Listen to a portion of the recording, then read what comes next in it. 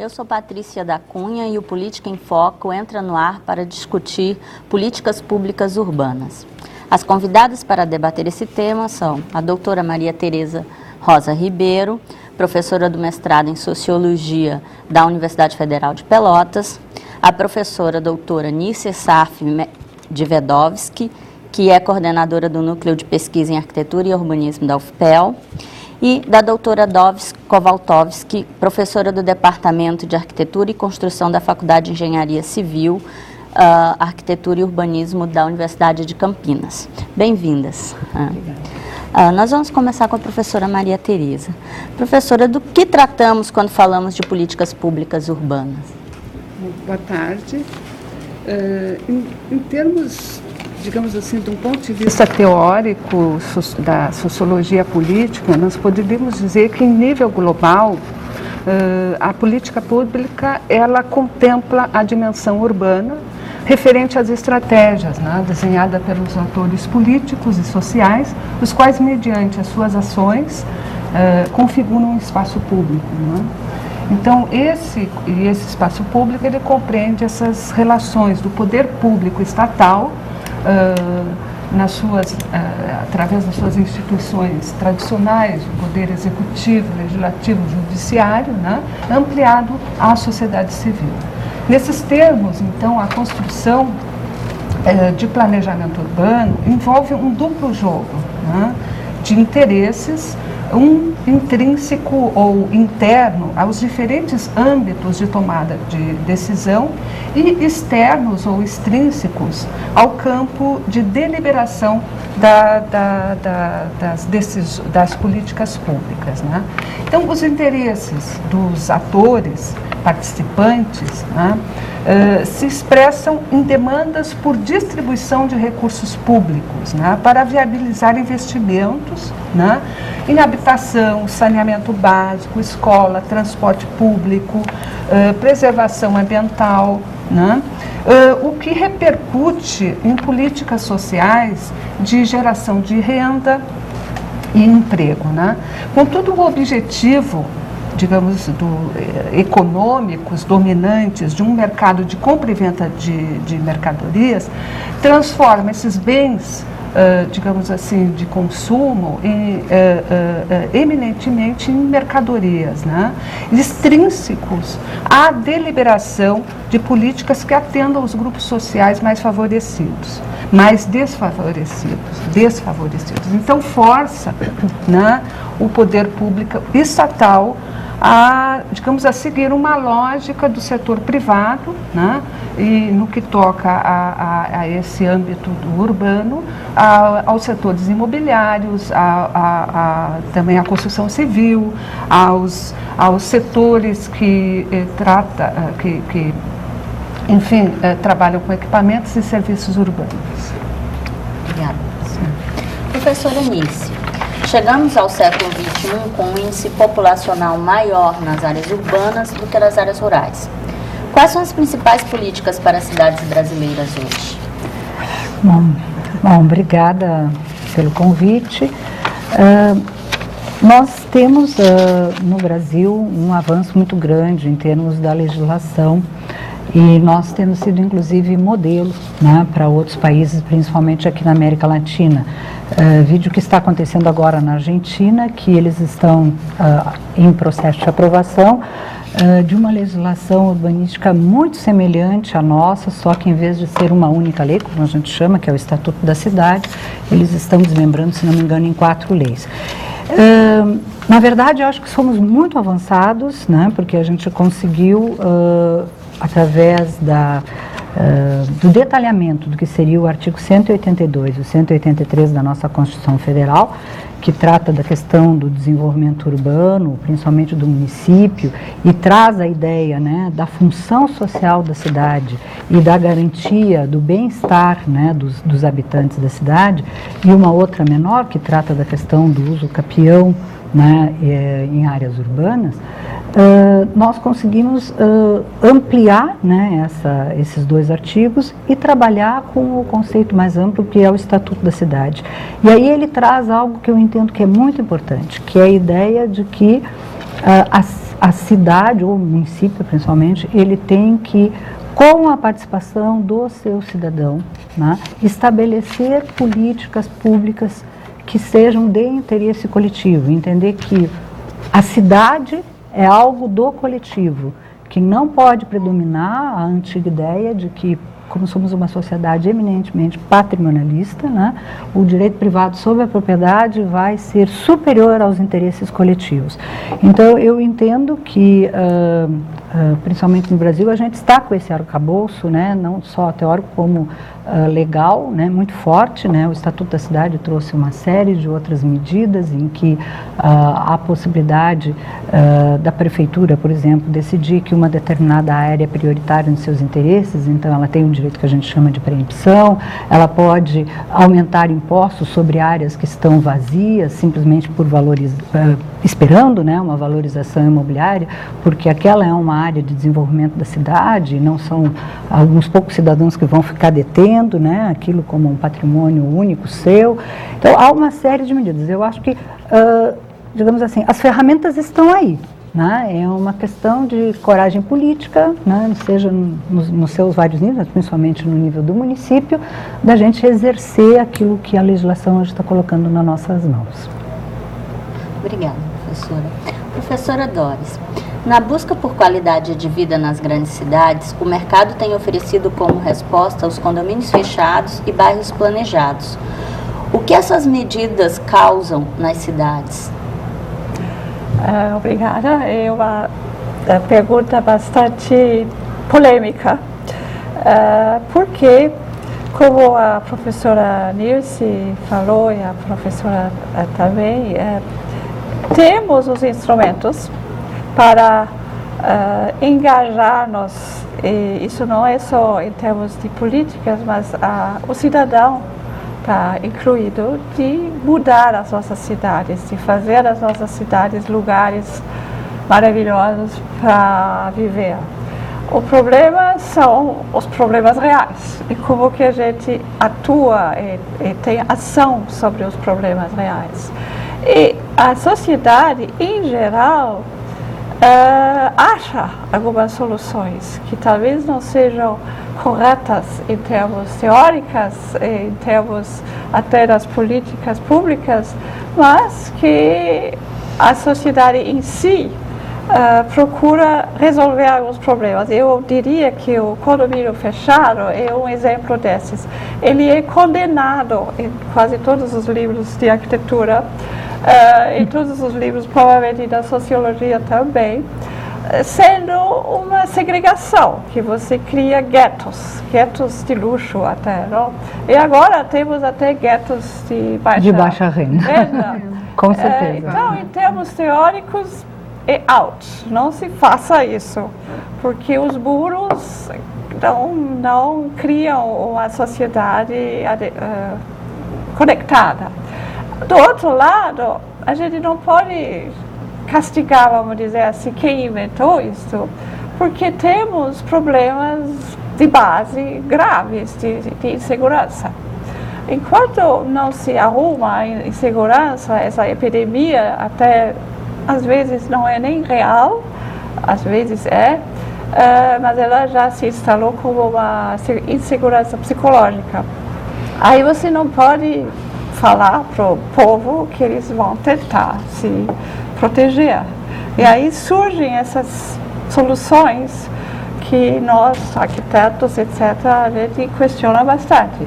Então, o que se espera de usar esses instrumentos maravilhosos que a gente tem para achar outras soluções? Além disso, se espera que, através, por exemplo, do crescimento econômico, se também acaba com alguns desses problemas sociais, da insegurança, da criminalidade, etc. Então, são muitas ações que a gente gostaria de ver acontecer para resolver esses graves problemas que se instalaram ao longo de uma história que a gente não tem tempo nem para discutir agora aqui.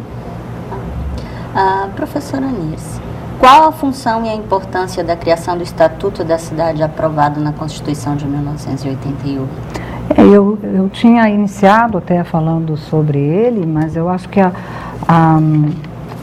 dando então continuidade a falar sobre esta nossa legislação, o principal é a questão da participação, né, a nível do município. Eu acho que essa é o nosso grande diferencial, em praticamente todas as decisões que envolvem as questões urbanas. Você veja, o plano diretor em si, ele tem todo um processo que deve ser participativo. Todas as cidades com mais de 20 mil habitantes, elas, por lei, elas têm que fazer o plano diretor. O que é o plano diretor? Eu gosto muito de usar uma figura que o nosso falecido Carlos Nelson, que era um arquiteto e antropólogo, ele colocou num livro muito famoso que se chama A Cidade como um Jogo de Cartas, em que ele coloca que, na verdade, nós temos uma série de atores, né, cada um desempenhando o seu papel, e que a legislação, ela é o fundo, né, é as regras dentro dos quais nós vamos jogar, se a gente vai bater antes com canastra, sem canastra, né, é um pouco essa figura, né, de que se todo mundo jogar o jogo com as regras corretas, né, provavelmente teríamos menos conflitos, menos brigas. Então, o plano diretor, ele vem muito fazer isso, ele vai dizer para onde a cidade cresce, quais são os seus usos, né? Com que intensidade nós vamos ocupar determinadas regiões, quais são as áreas que nós temos que preservar, né? Quais são as áreas que nós vamos reservar através das áreas especiais de interesse que nós temos aqui usado no nosso plano com intensidade cultural, social, ambiental. Então, tem características diferenciadas em termos do território que são do interesse público, que não é o mercado, né, que vai conseguir definir isso. Então, há um jogo. Esse jogo tem que ser participativo. O plano diretor, ele foi feito com a contribuição de muitos setores da nossa sociedade. A universidade mesmo trabalhou muito em colocar material à disposição, material analítico, contribuições teóricas, contribuições inclusive de diretrizes, né? E houve um processo de participação, mas que eu entendo que ainda, infelizmente, essa participação, ela é realmente muito tênue, muito pouca. Agora mesmo a gente teve a apresentação de um outro plano que é muito importante, né, que é o plano de habitação de interesse social, vulgo PLIS. Quem quiser entrar na internet, procura esse nome, o PLIS. E, olha, eu acho que tinha 60 pessoas, não sei se tinha mais que isso, 70 pessoas, na apresentação que foi feita da parte do diagnóstico do nosso déficit. Então, acho que o PLIS, ele tem que fazer 4 assembleias participativas. Nós já estamos na segunda, teremos mais 2, né? Mas eu vejo que ainda há muito pouco dessa apropriação desses canais, dessas possibilidades por parte da população. Eu acho que é todo um aprendizado, mas eu acho que a nossa legislação, ela é muito acertada no sentido que ela criou não só todo esse arcabouço, né, a nível então da legislação federal, ela criou toda uma capacitação. Houve um período intenso do Ministério das Cidades, no sentido de criar consultorias, de estabelecer, né, uma série de protocolos de como você faz os planos, né? Eu acho que existe um material muito rico aí, né? E é um processo de aprendizado. A democracia é uma aprendizagem, né? Obrigada, professora. Você já sabe como é decidido o destino de sua cidade? Para discutir questões como essa, fique conosco.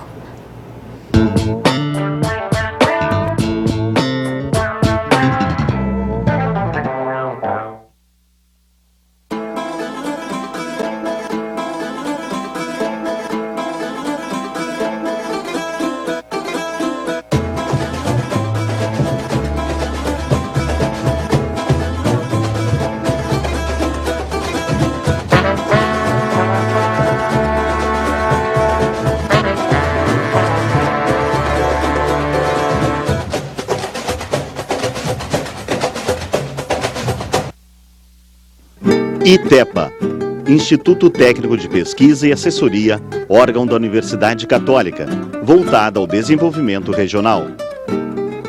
Se você tem boas ideias e pretende investir na região, consulte o nosso banco de dados.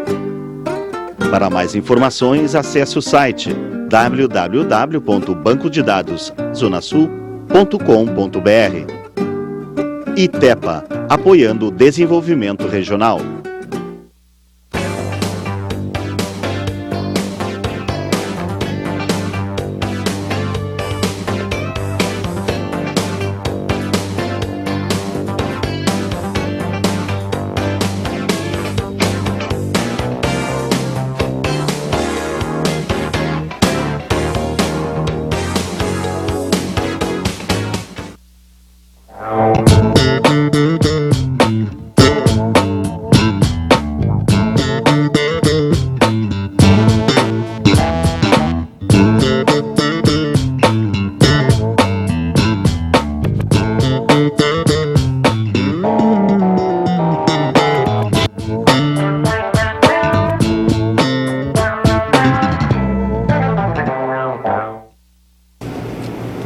Estamos de volta com o programa Político em Foco. Se você tem alguma sugestão de tema para ser abordado, mande um e-mail para programapoliticoemfoco@yahoo.com.br.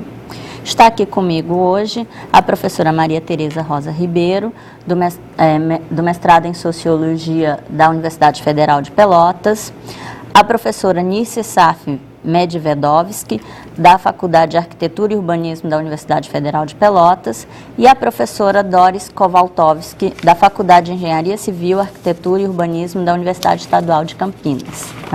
Bem, professoras, o crescimento das cidades e a valorização dos terrenos urbanos têm ameaçado os espaços verdes existentes.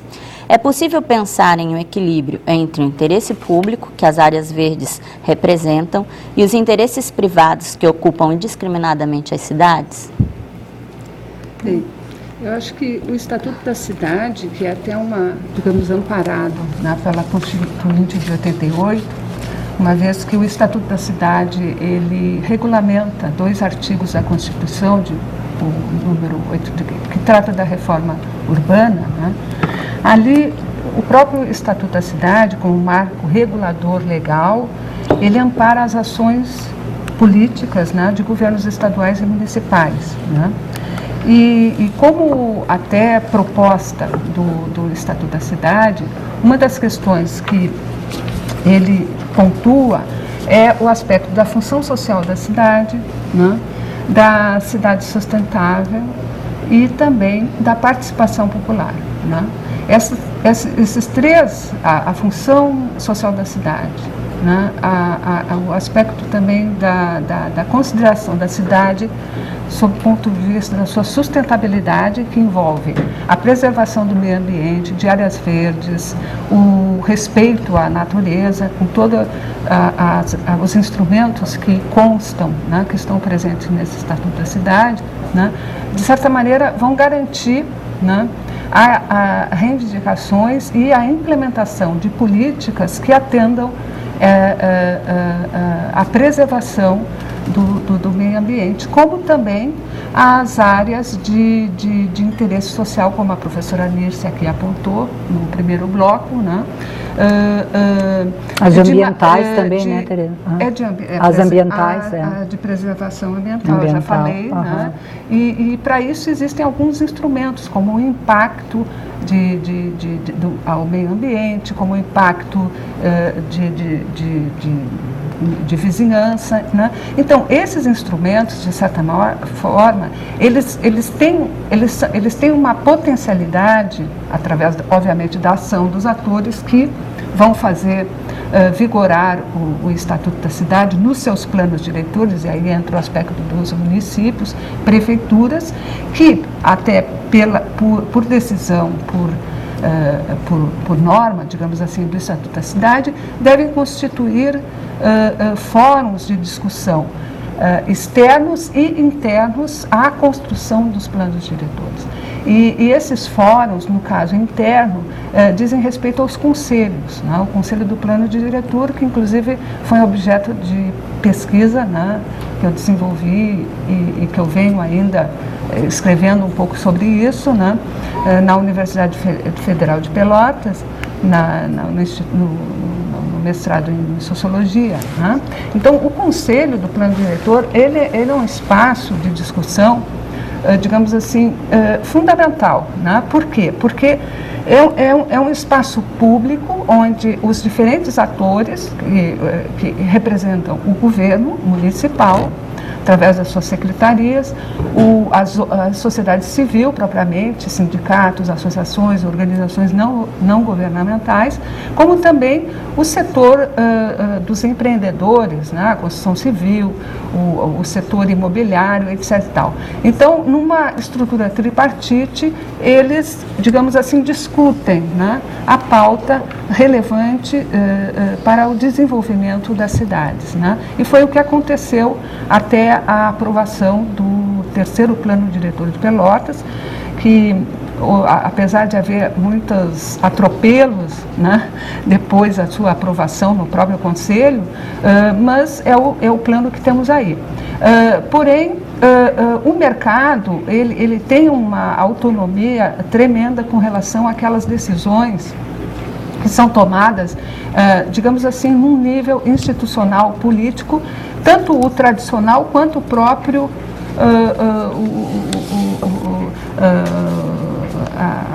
espaço onde atuam, né, os movimentos sociais, as organizações, que vêm com propostas muito, digamos assim,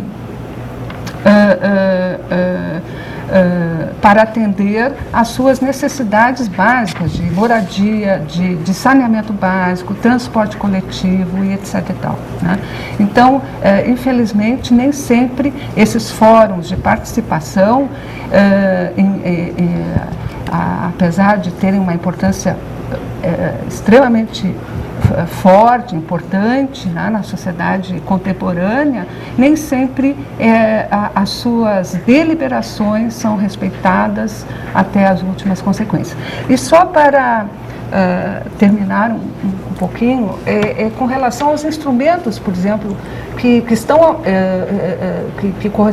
significam as diretrizes, né, que vão ordenar esse espaço que é territorial, o urbano e o rural, né, das cidades, né. O Estatuto da Cidade elenca vários instrumentos de como regular esse ordenamento do espaço, né, do território. Porém, e os planos diretores, necessariamente, eles têm que incorporar essas diretrizes por lei, né? Porém, o que acontece é que os planos, muitas vezes, eles se apresentam muito bonitos, porque os instrumentos, como o direito de pré-empção, que a professora aqui mencionou, está lá. O imposto predial progressivo está lá. A oneração, outorga onerosa está lá. Os instrumentos estão. Agora, como tornar esses instrumentos como, digamos assim, como formas de regulação, como elementos, digamos assim, de regulação dessa organização do espaço territorial, né? Aí entra o problema dos prazos, quer dizer, um plano diretor, ele também tem que, além de ter os seus instrumentos, ele tem que colocar também os seus prazos para criar regulações, né, desses instrumentos, porque senão ele é um plano no papel, é um plano, como diz o urbanista paulista, o Vilaça, é um plano discurso, né? Por quê? Porque o mercado é muito forte, o poder econômico é muito forte, e nós vemos assim questões bastante alarmantes isso, né? Como, por exemplo, esse aspecto dos condomínios fechados, né? Quer dizer, um ano após a aprovação, depois de muita discussão, né, no Legislativo, e também discussão com o Conselho do Plano Diretor, né, foi aprovado, sancionado pelo prefeito, etc. Um ano depois, é divulgado uma lei, né, dos condomínios fechados.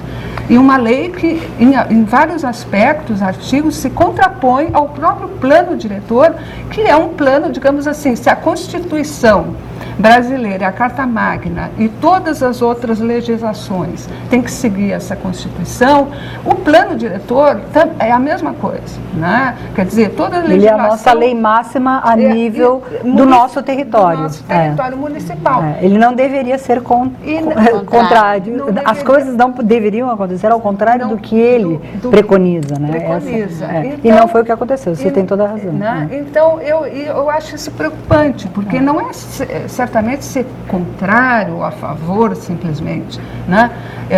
Mas o plano diretor de Pelotas é fruto, eu acho que é necessário resgatar um pouco dessa história, né? Isso começa lá, né, desde as prefeituras, desde 2001, 2002. 2002 aconteceu o primeiro congresso das cidades em Pelotas, né? E nesse congresso houve toda uma apresentação... Muito novo, com outras palavras.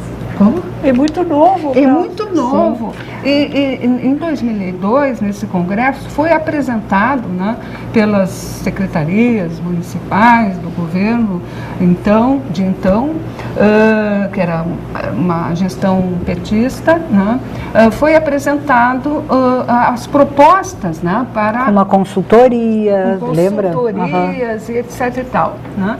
E a partir daí foram também... Esse, digamos assim, é um marco divisor, né? Esse Congresso da Cidade de 2002. Depois ocorreram muitos fóruns de discussão e etc.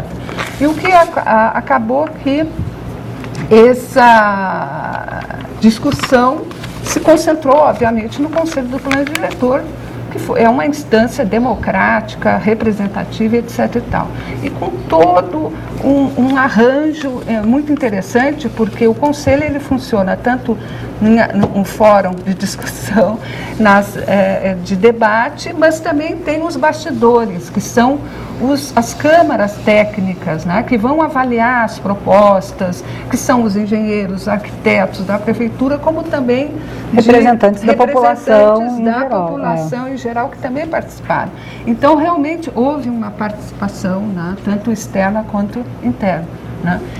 Então, só para finalizar, é indispensável que ocorra esse equilíbrio, como você apontou aí, dessas políticas, né, ambientais, ecológicas, de preservação ambiental, e o poder público não é só, tanto o tradicional como também aqueles fóruns criados a partir da Constituição de 88, né,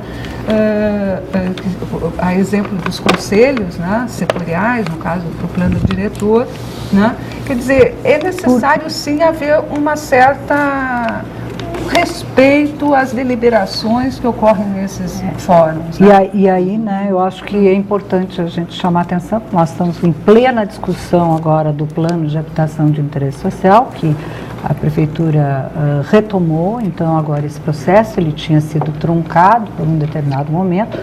Não cabe aqui discutir aqui as razões, mas é importante isso, de que o plano está em desenvolvimento. E eu entendo que o Conselho de Habitação, ele é urgente, né? Nós, na verdade, ainda estamos vivendo um momento em que a política urbana e a política habitacional dentro do município, elas estão dissociadas, e isso não pode continuar ocorrendo, porque todos nós sabemos quais são os impactos que tem, de repente, você colocar 1.000, 2.000, 3.000 unidades numa determinada zona da cidade. Isso, o que demanda isso? Não é só as questões de infraestrutura urbana, né? São as questões de saúde, lazer, transporte, né? E isto é urbano, isto é o contexto da cidade como um todo. E aí a demanda acaba, né, batendo nas portas, né, das várias secretarias da prefeitura que tem que responder por essas, ou suas respectivas autarquias, né, quando é o caso, que tem que responder, então.